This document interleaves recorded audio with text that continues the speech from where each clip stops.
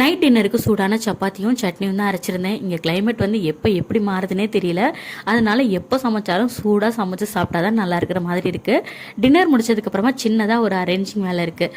அதனால அந்த வேலையை பார்க்கணுன்ட்டு டின்னர் சீக்கிரமே முடிச்சுட்டு நானும் சாப்பிட்டுட்டு கையோட கிச்சனையுமே க்ளீன் பண்ணி விட்டுட்டேன்.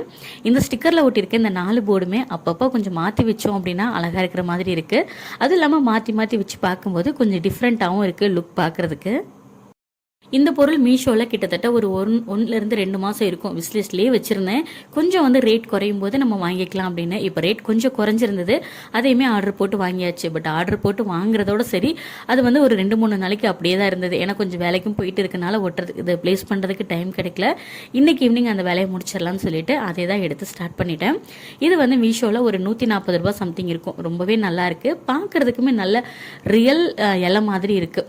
நல்ல ஒரு 3 லைன் வர மாதிரி கொடுத்துருக்காங்க. ஒன்று வந்து இந்த இடத்துல ப்ளேஸ் பண்ணியிருக்கேன், இன்னொன்று வந்து பின்னாடி செல்ஃப் கிட்ட ப்ளேஸ் பண்ணியிருக்கேன், இன்னொன்று வந்து எங்கே பண்ணலான்னு தெரியல, அதனால அதை அப்படியே வச்சுருக்கேன்.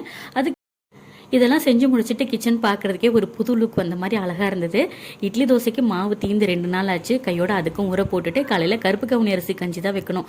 அதுக்கான அரிசியுமே கழுவி க்ளீன் பண்ணி ஊற போட்டுட்டு ஃபைனல் லுக்கு இப்படி தான் இருந்தது. நாளைக்கு பார்க்கலாம். பாய்.